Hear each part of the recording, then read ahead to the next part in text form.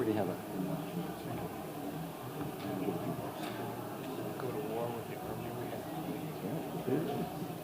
Quoting Rumsfeld. How disappointed I am. I know. It's a low point, isn't it? Actually, how could a guy that smart be so stupid? And remember,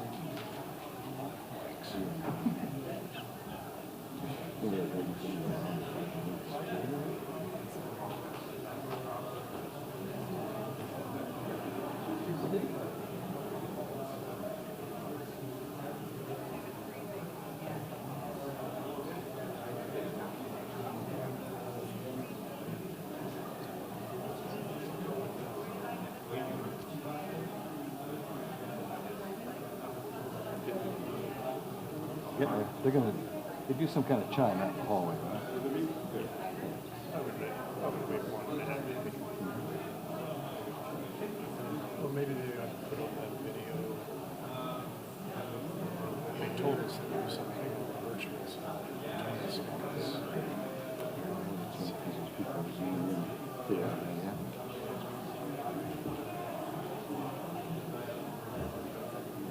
That's a lot of light.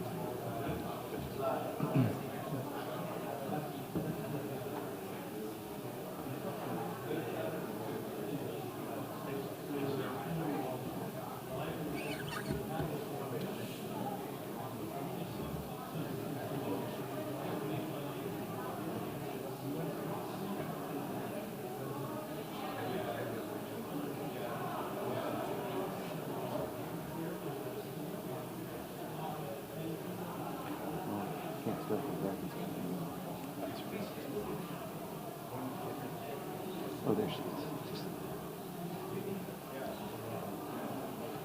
She's working on it.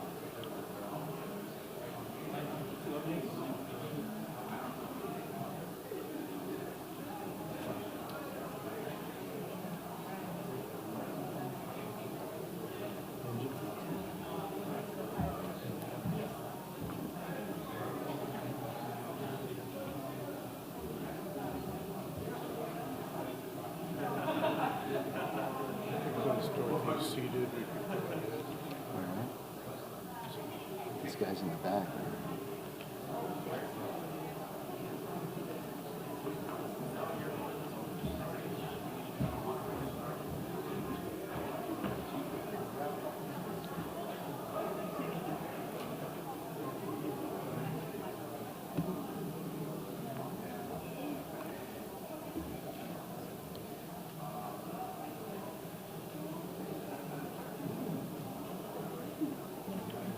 So I think it's getting a signal from the AV. Good morning.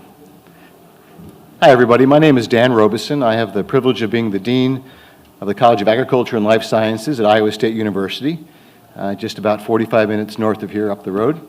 And we're really thrilled to be here today. We're grateful to the World Food Prize Foundation for inviting us to present to you on our program in Uganda, which operates as our Center for Sustainable Rural Livelihoods.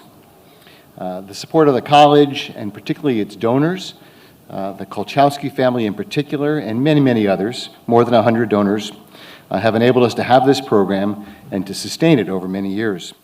We're excited to share this with you. Our goal today is to provide you with an overview very much about what and how we do this work in the Kamuli district of Uganda, how the program has evolved over the years, and it's based upon service, learning, comprehensive, sustained capacity building, leading to improved livelihoods. This is our goal.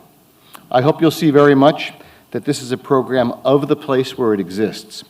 While it's an Iowa State program, it is very much a Uganda program. We have nearly 50 full-time staff in Uganda, 365 days of the year. 3 of them are with us here today on the platform. And so this program is not about when Iowa State faculty, staff, and students arrive, it does its work. This program does its work 12 months of the year, every day of the year. And when our faculty, students, and staff arrive, they add value to the program, but the program itself is not dependent on their presence. It is fundamentally about the Ugandans who live in this district and how to enhance their sustainability. I was recently there in June of this past year, and I can tell you it's a remarkable place with remarkable work going on.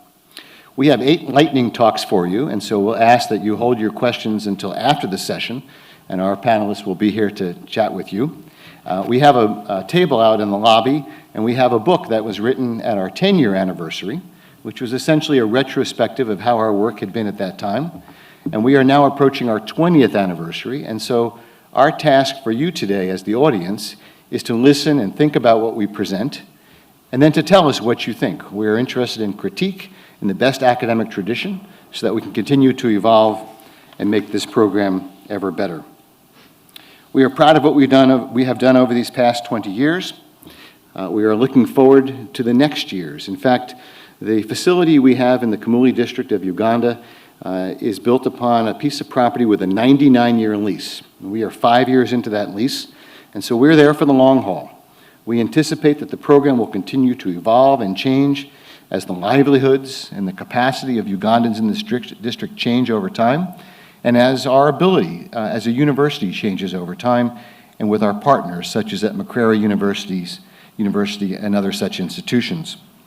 94 years from now, a different dean of this college will stand here on this platform and report back to you on what's been happening and what comes after those 99 years. So with that, it is my pleasure to begin the introductions.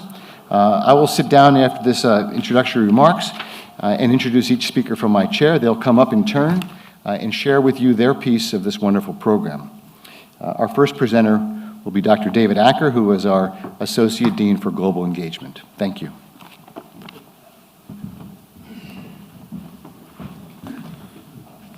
Thank you, Dean Robison, and good morning, everyone. The Center for Sustainable Rural Livelihoods was established, as the Dean said, nearly 20 years ago in 2003 in the College of Ag and Life Sciences at ISU. The center was designed to administer our rural development programs overseas, those that are focusing on the use of the Sustainable Rural Livelihoods framework. And our initial work is in eastern Uganda, as mentioned, in the districts of Kamuli and in Buyende. And we operate in Uganda through an officially registered NGO, registered with the NGO Bureau of Uganda. And it has the not very creative name of Iowa State University Uganda Program, but we're going to live with that name. We recently have been working on a statement of our values, and that means that we're working across our teams in Uganda, our teams at Iowa State University, consulting with our donors to determine what our value statements should be. And the most important one is it starts with, collectively, we begin with that fundamental understanding of a respect for human dignity and human rights. The rest of them, you can see, are pretty standard for NGOs operating in overseas locations. We jokingly note that the United Nations must have been paying very close attention to our work because they identified the primary focus of our work in the first Sustainable Development Goals, so thank you, UN. But seriously, we are very proud to align our work with the 6 priorities of the international community, the first 6 of the Sustainable Development Goals. Our current 5-year strategic plan guides our investments in nutrition, education, income generation, water and sanitation, climate resilient agriculture, youth entrepreneurship, and critical public facilities, primarily at primary schools. As you all know, challenges faced by communities in rural areas seldom fall into neat buckets. Thus, we work in an interdisciplinary and cross-sectoral manner, and that will become evident as you listen to my colleagues talk about their programs. It is almost impossible to draw an organization chart for an organization like ours because the cooperation between and among programs is part of the spirit that makes this model work. But it works because of that collaborative spirit. We have developed over time a lifespan approach to capacity development. And this uses specific interventions designed for each age group, beginning with what Roger Thoreau helped us all to understand, the importance of the first 1,000 days. Moving clockwise around the circle, you can see that we have identified specific target groups, and each of those has a different type of intervention. Our theory of change is quite simple, and maybe too simple. Targeted investments in capacity building lead to sustainable livelihoods. While we recognize that capacity building itself is necessary, we also know that it's not sufficient to sustain livelihoods. For that reason, we actively partner with multiple institutions and organizations. Dean Robison mentioned Makerere University. We also partner with such things as government, district, local government, such as the Department of Health, Department of Education, and others. One unique element of our approach is that we understand that transformational and sustainable change is measured in generations, not in 3 to 4 year wonder projects. And that is a differentiating factor in our approach to rural development. With that, I am going to click off, and the Dean will introduce the next speaker. Thank you. Our next speaker is Dr. Gideon Adiopi, the National Director of our program in Uganda. Good morning, flocks. My name is Dr. Gideon Adiope, and I work in Uganda for the Sustainable Rural Livelihood program and Iowa State University Uganda program. Our vision for the program, we look at responsible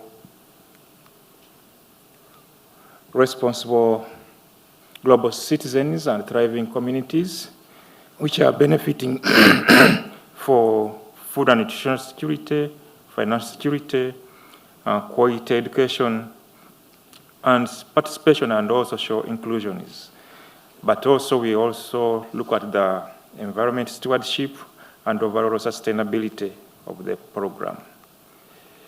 Then we do this through our mission, where we look at education as the key factor in capacity building for members to be able to participate in all the activities we do.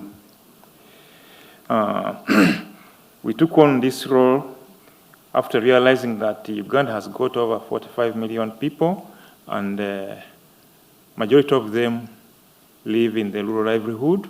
And of those majorities, we have 77% youth. And these make a big part of the unemployment group within Uganda. And all these are living below $2 a day. But we found out that the government is supportive for any company or group which is coming up to support the government efforts to create jobs, to create activities and skills. So that is where we came in. By doing that, we looked at how we could create impact. One of the ways was to create a rural training institute, which was opened in 2019, and this is seated on 13 acres of land. On this land, we have the accommodations, the training rooms, and also demonstration units like the livestock, crop, agroforestry.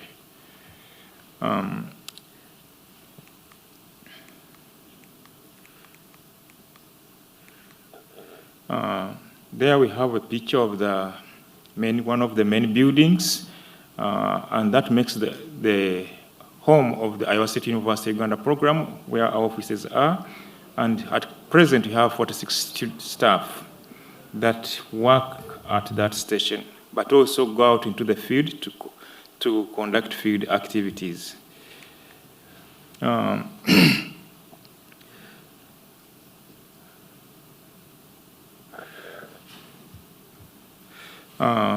We looked at this to help us to utilize our long-range goals, where we are looking at utilizing research information from research as well as from the indigenous knowledge to develop different activities and methods of doing work.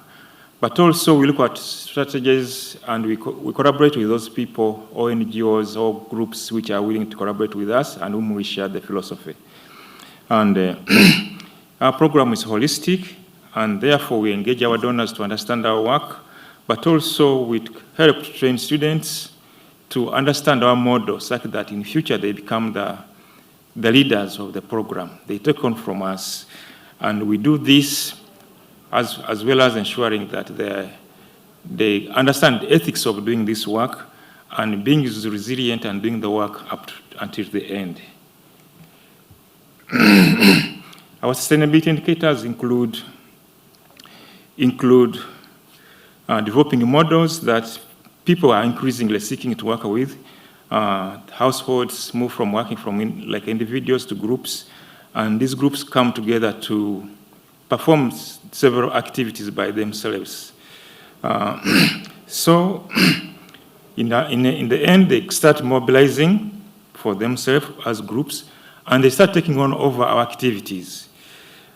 And when they take over activities, we see that the farmers are growing, they are now motivated, and they are developing their own institutions. And it's these farmers' institutions that will help them to propel the work when we are not there, because they have understood what we do. Thank you very much. I call our next.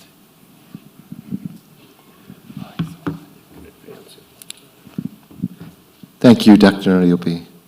Our next speaker is Dr. Dorothy Masindi, professor at Iowa State University. Morning, everyone. My name is Dorothy Masinde. I teach global resource systems at Iowa State University, and I also work as Associate Director for Nutrition Education Programs. So my program works with that first 1,000 days, and this includes babies. Before they become babies that we carry, that's when the mother is pregnant, when the baby is born, and when the mother is breastfeeding. So our target group are the babies. Most of the time we get them when they're malnourished, but sometimes we have babies born at our centers. And also we work with undernourished, lactating, and pregnant mothers, and also children who are breastfeeding, but they're not yet on our nutrient-dense porridge. We use what we call nutrition education centers, and I want to say it's not the beautiful centers you see here. This is somebody's home, offers their home so that we can work there. And then we also have what we call support groups. It's a long name, Food and Nutrition Security Support Groups. This is where we actually see sustainability of our model, because once the mothers graduate, then they move to this. What we focus on is to improve the nutritional and health status of vulnerable groups. Mainly these are children and the pregnant and breastfeeding mothers, and we use local foods. Yes, we do use sometimes the plumpy nuts or ready-to-use foods, but those ones normally are for our severe acute malnourished children when we get them into hospitals. Our target is mainly moderate acute malnourished children, and that's why it's easy for us to use the locally food using a community-based approach. We focus on increasing access to adequate and diverse diets by producing and consuming nutrient-dense diets through these women or these mothers who work at our centers. We also target enhancing capacity to provide technical services through these nutrition education centers and support groups. On average, we have about 1,500 clients coming to these centers every day. We have about 10 of them operating right now. We just closed about 5 of them, and when we say we close, we don't just close, we transition them to meeting places for other programs that my colleagues are going to be talking about. And so once we transition, the mothers and the babies graduate and they go and join some of these groups. So far, since we began in 2011, we've had over 5,000 babies who are either acute, severely or moderate acute malnourished. They have recovered, and past summer I met some of them. I couldn't believe they're the same babies I knew back in 2011. 18% of our clients, when they graduate, they form what we call support groups, because at the center we provide a nutrient-dense porridge that is made from very nutrient-dense crops like amaranth, millet, and then also we add in corn or maize, and we add in soybean, and then we use silverfish, which is like a local fish from Uganda, to enhance animal source protein, and then some sugar and milk. And so when they graduate, we want them to continue taking that, or if the mother gets the next baby, we'd like her to continue feeding that. And because there are so many ingredients and they might not be able to afford, what we do, we help them through the support groups. So different mothers will bring different ingredients, put them together, and then they're able to provide that porridge continuously. And that's why we encourage them to join that.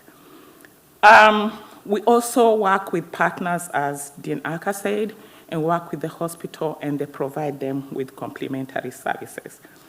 Now, formation of this support group is one way we feel we are sustained. Apart from the support groups, they also join income generation activities, and the next speaker will be talking about, to make things like this beautiful basket here. This is my prop.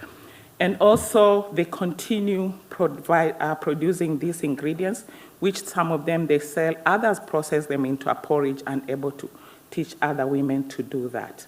And so enrollment in the other income generation activity is a way we are seeing our program sustained.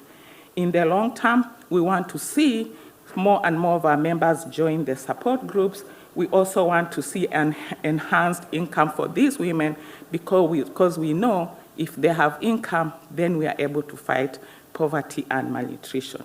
And last but not least, we want to continue working with them through our partners to see them continue to receive technical service. Thank you. Thank you, Dr. Musindi. Next, Tammy Martin, one of our assistant directors in the program.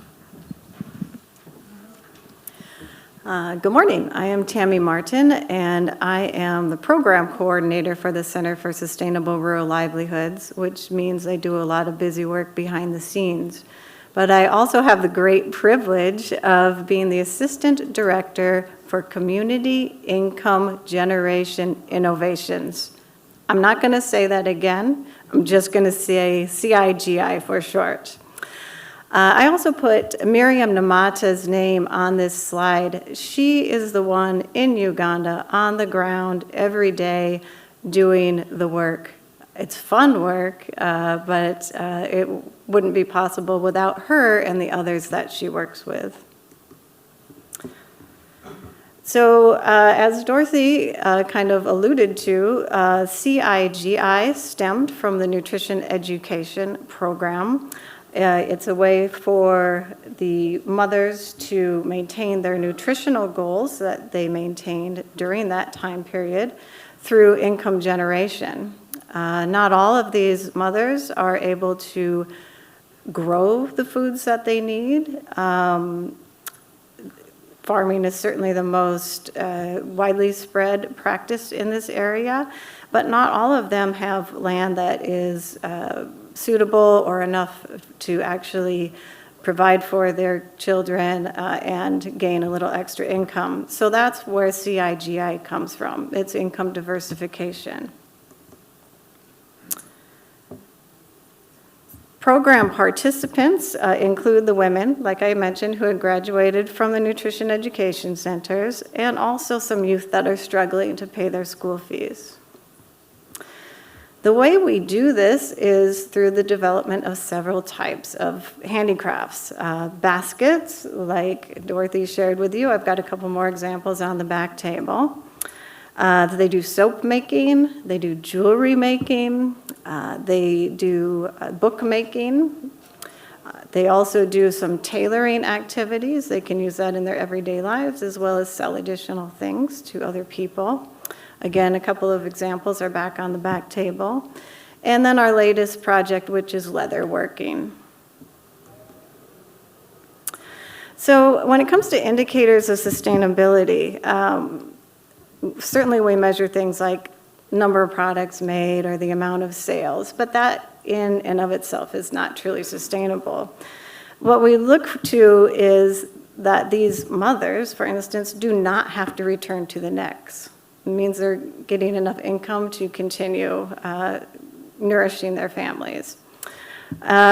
Education is in of itself sustainable. I love the education factor. You put it out there, and not only do you not lose it to drought or locusts, but it multiplies by itself. So mothers teach children, children teach their family members, and some of the individual things I put down there is the kids are able to complete school.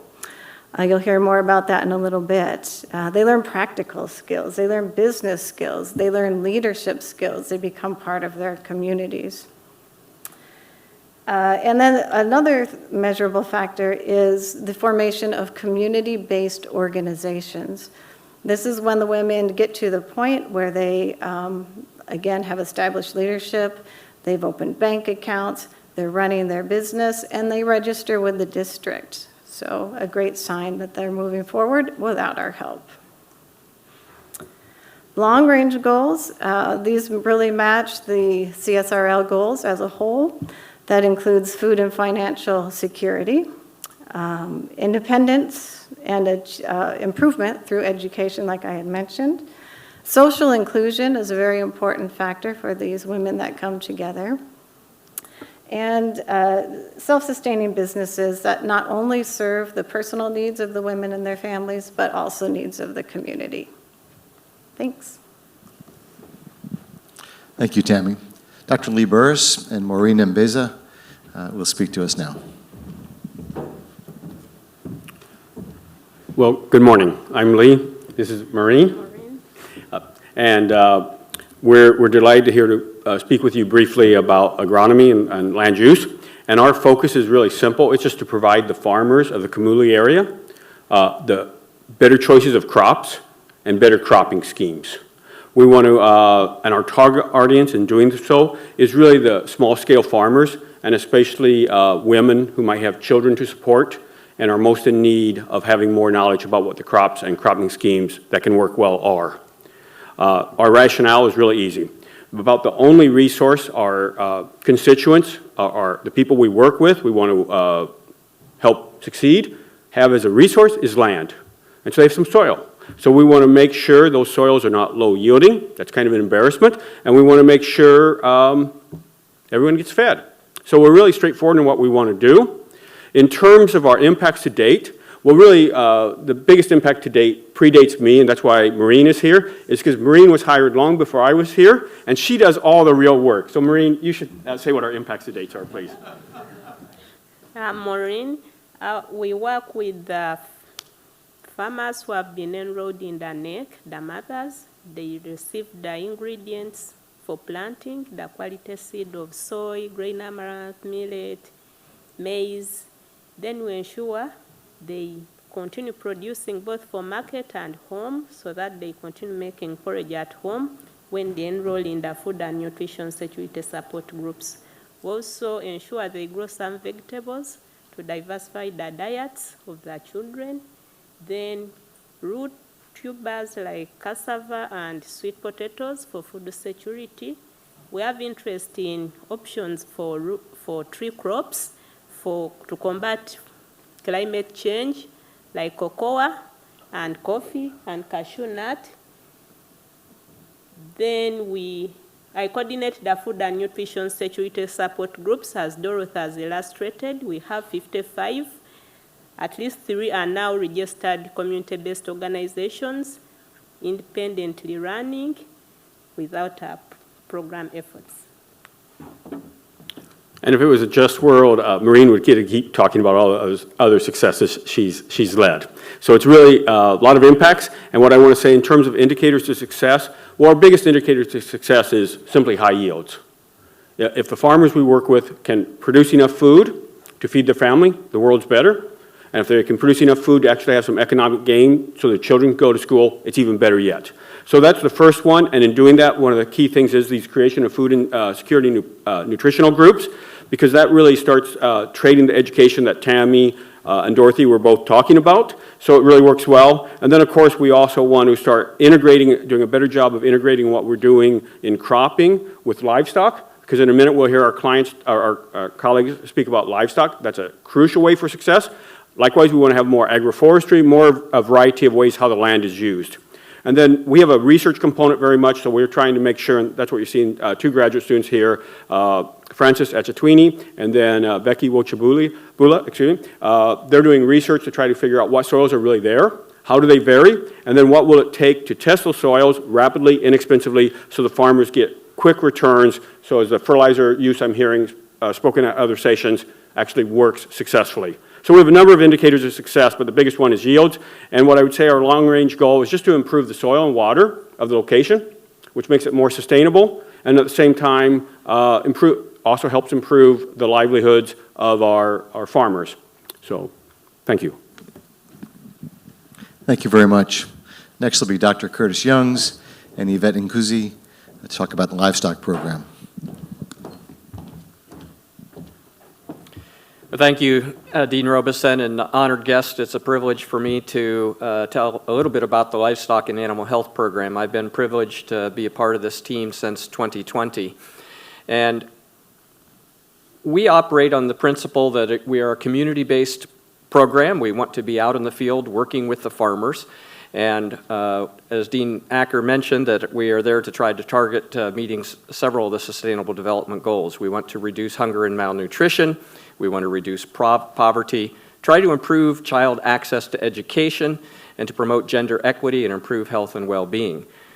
Our target audience is similar to that of the other programs. We try to work with the smallholder farmers, the youth entrepreneurs. We really are wanting to engage in the primary and secondary school children, graduates from the nutrition education centers.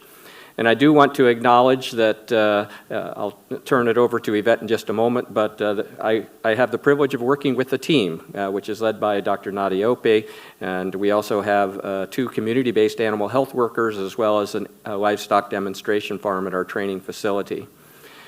So we know that livestock and poultry are very important sources of food and livelihoods for rural citizens, and one of the things that we know that animal source foods provide a nice balance of amino acids, and minerals and nutrients that are difficult sometimes to obtain from a plant-based diet.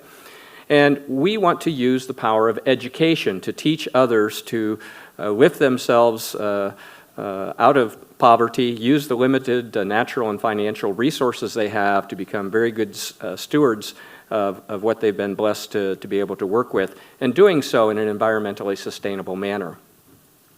It's important that we include women and children in our training programs because we know that in many households, it's the women and the children who do the bulk of the livestock work, particularly as we work with small livestock like poultry and goats and even with the pigs.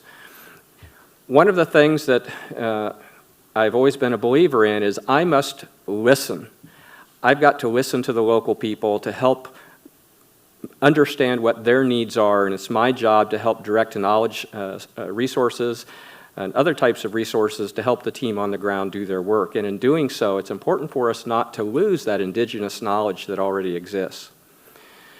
So at this point, I'm going to turn it over to Yvette, who's the person who I'm very proud of her accomplishments, and she leads the day-to-day activities and really is making some very substantial impacts in the community. So Yvette? Thank you. So I'll take you through the impacts. As livestock program, we have been able to impact poultry vaccinations farmers, whereby we have had improved disease resistant and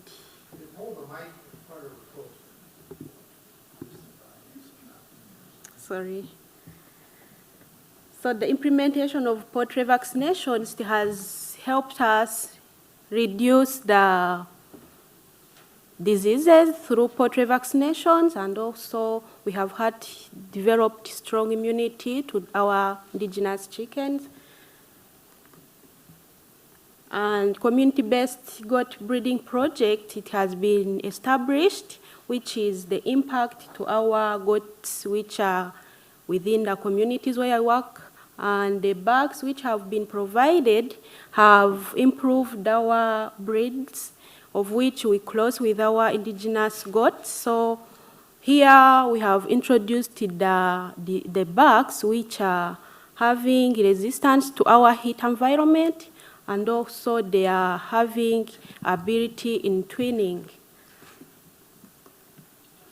We have improved the genetic for milk production, and this is going to improve the impact in our breeds of cattle. Our sustainability, we have been able to form groups of farmers who are purchasing their own livestock and also their inputs by gathering together some funds, and they purchase their own livestock. We have had increased poultry production, which is mainly occupied by women and youth, also who have expanded the livestock projects and poultry together within their household members. And finally, what's our long-range goals is to enable the smallholder farmers to advance from subsistence production to surplus production so that they can reduce hunger and malnutrition not only in their households but their local communities as well, to generate income in collaboration with the other partners that we work with, help them more effectively deal with the shocks and stresses that are unfortunately an everyday part of their lives. And we want to enhance their stewardship of the natural resources that they have to work with, the land and water in particular. And one of the unique things, we partner with our WASH program to help construct facilities to capture rainwater and store it during the rainy season so that people aren't spending so much time walking back and forth to the community well to get their water. Thank you. Thank you very much. Dr. Gail Noneke is our next speaker.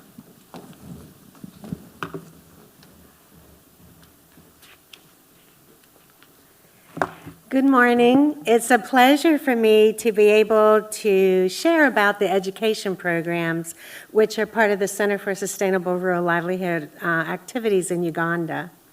The stakeholders include children and youth in primary and secondary schools in the rural Kamuli district. It also includes university students from both Iowa State University and Makerere University in Kampala. Those youth in Kamuli who are actually out of school and not able to attend school, as well as the Kamuli school teachers and communities. The education programs are based on the concept of different models, and these are that youth learn agriculture and life skills, including first the school garden concept. So school gardens at primary and secondary schools serve as outdoor learning laboratories where children can go into these gardens and actually learn new knowledge. They also produce nutritious crops for a school lunch program, and they serve as a site for community demonstrations and field days. Many of the schools will include fruit and vegetable gardens, poultry keeping, tree plantings as wood fuel, and also field plots.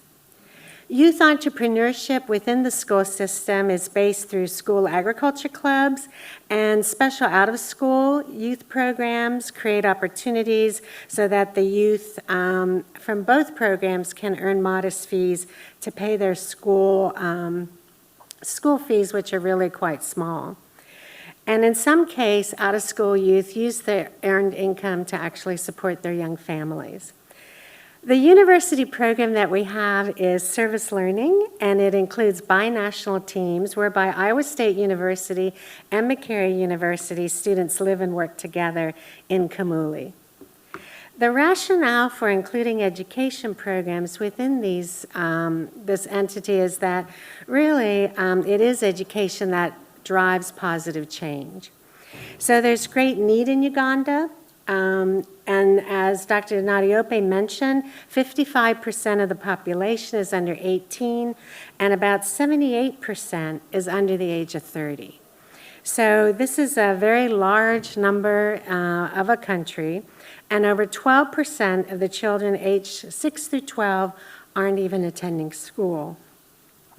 So we need education programs for children and youth that focus on mitigating poverty and food insecurity, developing sustainable agriculture and entrepreneurship skills, and providing access to inclusive quality education. And these are all needed so that positive impact can occur. The impacts of 17 years of program activities include that youth are now better to understand and value agriculture as a means for food security, how it impacts human health and nutrition, and they've learned that agricultural enterprises provide opportunities for their current and future livelihoods. And now they no longer, in these programs, view agriculture as a punishment. The knowledge is transferred to and by youth as they engage in multi-generational learning, and they take lessons learned at school or from youth programs home to their families and villages, and those families and villages share their knowledge back to the schools. For the university students, global perspectives are transformed as they engage in binational service learning activities. The sustainability indicators that we've learned through these education programs are really first and foremost to have programs that can increase and retain school attendance, keeping children in school. When children benefit from the school programs and the education programs, such as passing national exams in grade 7 or school feeding where they receive a daily school lunch, as you can see in this slide where a child is receiving her lunch, the parents in the community are more likely to help support the schools, sustaining the activities even further. When they're confident that their children benefit, they're more likely to invest their limited resources and the community's resources that help sustain the educational activities. If youth have increased opportunities to learn skills and earn school fees through small enterprises and agriculture clubs and entrepreneurship projects, they can remain in school longer and they become parents at a later age.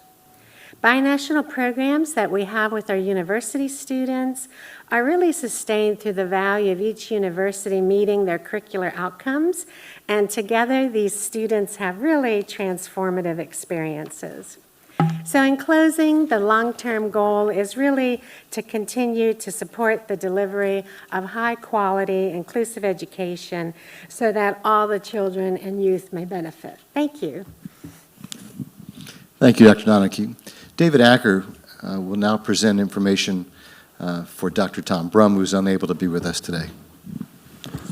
Right, as the dean said, I'm not Tom Brum. Tom Brum is doing what professors should do. He's teaching classes, so he couldn't make it today. This report here really is attributable to the good work of Dr. Tom Brum and also another Tom who is based in Kamuli, and that's Tom Buyenza. So the rationale for their program is that they identified a number of needs, both in the area of WASH, including safe water and sanitation facilities, and as Dr. Youngs mentioned, the lack of animal watering facilities. Under post-harvest, the losses, you can imagine the heartbreak of a farmer that works very hard, and she finds after bringing in a harvest that 50% of it is literally vanished within 4 or 5 months. So we're working on storage. We're also working on the quality of grains in terms of aflatoxin, an ever-present problem. In terms of impacts from the WASH program, we have so far installed 28 boreholes, and we'll continue to implement additional boreholes. Putting in a borehole is easy. 2-3 days, you're down 60, 70 meters, and you hit water, and Bob's your uncle. What takes 3 or 4 months is literally the creation of the water user committees and sensitization of the community and organization of the fund to collect from individual users for use in maintaining the borehole. So that's the part of the process that takes a lot of horsepower. New latrines at primary schools has been an area we have been active in, and it's always in partnership with the local government, also with parents, also with school administration, so that everybody has some skin in the game. We have promoted the use of hermetic silos as one way to store grain safely, and have linked that to a microfinance program so that farmers can purchase these using a loan. We also make sure that the food supplies that are used in the nutrition education centers or at the school feeding programs are safe, and that partly is dependent on training of farmers to produce grain in a way that reduces aflatoxins. A few indicators of sustainability that I would point to is that the boreholes are managed by water user committees. These are their boreholes. They've chosen to accept the responsibility for their functioning and their maintenance. Another would be in the increase in animal production water facilities, and these are typically rainwater catchment off of rooftops. Under post-harvest, increased farmer incomes amongst those who have adopted the post-harvest strategies. So you can imagine if you can hold on to grain until prices rise later in the season, you can do much better, and you save a lot of money by not having to purchase grains at that during the hunger months. An elimination of aflatoxins in any of the foodstuffs that we serve as an organization at the elementary school level or in our nutrition education centers. And a last area would be investing in some of the local entrepreneurs so that they can produce some of the labor-saving equipment where appropriate. In terms of long-term goals, we would like to see all households with a reliable access to clean water, and for not only the household, but for their animals, and the use of good sanitation and hygiene practices. In terms of post-harvest, all farmers with whom we work would be using good post-harvest practices, including hermetic storage. And all ingredients in our nutrition programs are safe and of high quality. And lastly, that we continue to invest, where appropriate, in local entrepreneurs who can produce some of the appropriate equipment. Lastly, I'll mention an impact at Iowa State University, which is through a gift from Mary and Charles Sukup. We have the Global Professorship in Food Security, which Dr. Brum holds. And that allows him to do marvelous things such as guiding Ugandan graduate students, challenging undergraduate students in our College of Agriculture and Life Sciences in some of the biggest challenges confronting our planet today. So with that, I'll turn it back over to the Dean.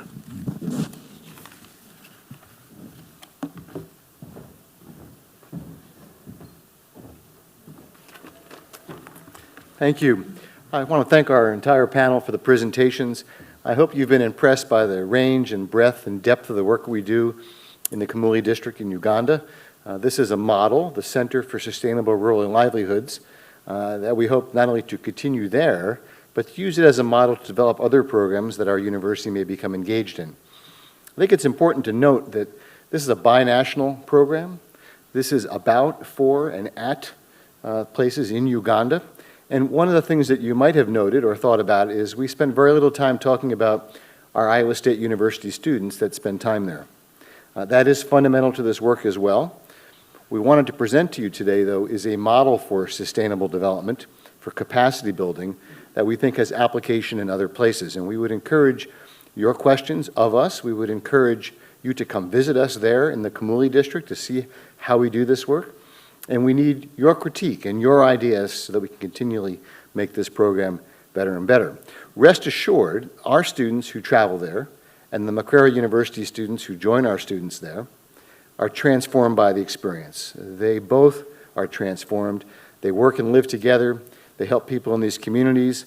And our motto and our goal is to work, of course, family by family, community by community, and to do things that are appropriate for the region in ways that will enhance the ability of people to thrive and strive and to achieve their goals and the livelihoods they hope to have.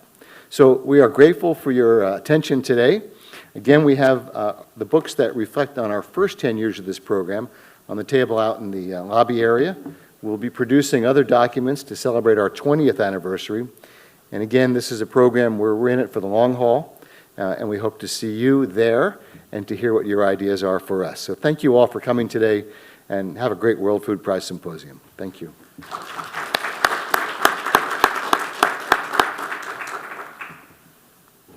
Okay, thank you. Please come forward and ask us questions individually. Thank you. Question in the front row. Yes, please. My name is Brian Kibige. I'm from Uganda.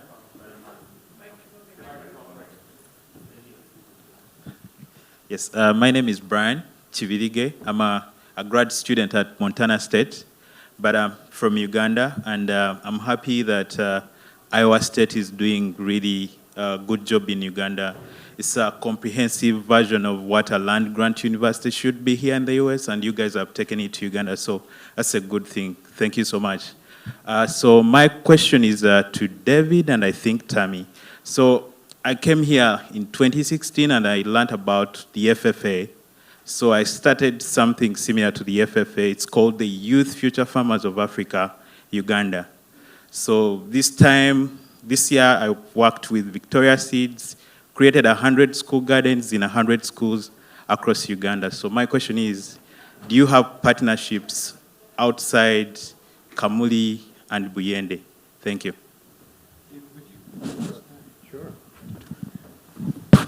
Well, congratulations on that program. That sounds just fantastic, and that's just the reason we wanted to have a presentation at the World Food Prize, because we wanted to hear about other programs. We wanted to be challenged by new ideas, other ways of doing things.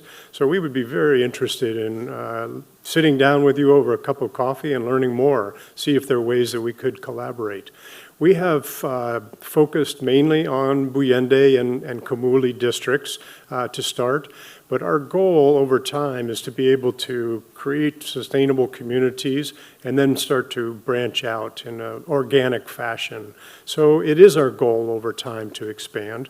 We have not done so beyond those 2 districts yet, but maybe there's an opportunity for a partnership. Dr. Nanki, is there any comment you'd like to make on the school garden aspect? Okay. So we have really valued the school garden concept, which originated with the Food and Ag Organization of the United Nations, and so this has been quite impactful.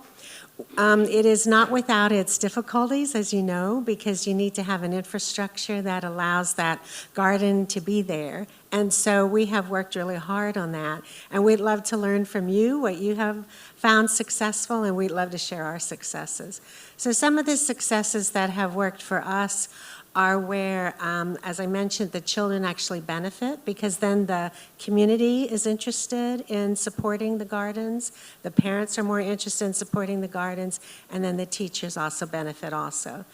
The school lunch, as using the garden products into a school lunch, has also been a high benefit for that. So thank you for your work with school gardens. We think it's a great model, so thank you. We do have time for a couple more questions. Anybody else? Yes, please.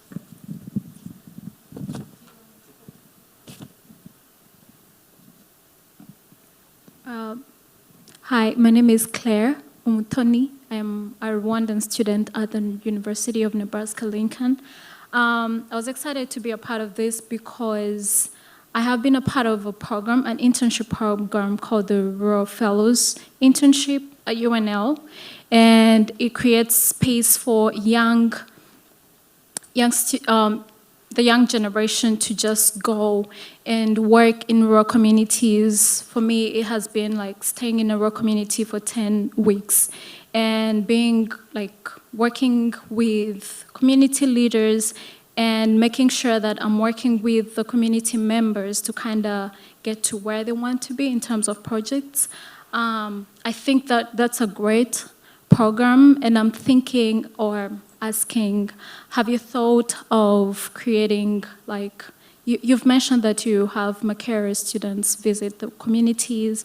Have you heard the thought to kind of create a space for those people to work in those communities? Because for me, what I've seen from my experience is I have had a whole different perspective about rural communities. And when I went to rural communities to work in there, I saw all the resources that I did not know that existed. And part of that was to help community members recognize that they have whatever they need amongst them and not kind of wait for someone from the outside to give them answers, but to understand that mindset, like to understand that they have everything that they need and to be able to also attract young people who are not in rural communities, because you have rural settlers who are young people moving out because they're looking for better opportunities elsewhere. Have you thought of creating that kind of connection to have actually those people in the city come to rural communities to help, enlighten those resources? Thank you. Thank you. Gideon, would you maybe respond to her question at the microphone up here? Thank you. Yeah, our program under service learning combines students from Iowa State University and Makerere University. And when these people come to the field or to our stations, they don't just stay at our stations, but they're integrated into the communities. They go into the schools where they participate in passing on extension through teaching, but also they go, after teaching the science subjects, they go into the garden and demonstrate what is done to the pupils, passing on skills and knowledge. And also they go into the communities and visit farmers and work with them, exchange knowledge in the process. They learn from the farmers and the farmers learn from them, and eventually they come into a dialogue and they learn from each other and understand each other. So we go out in the communities, and also we work in schools, and also in the demonstration farms. Thank you. Thank you very much. I think we'll close now. We're just about at time. Their lunch is waiting for us upstairs, and enjoy the meeting. Thank you for being here.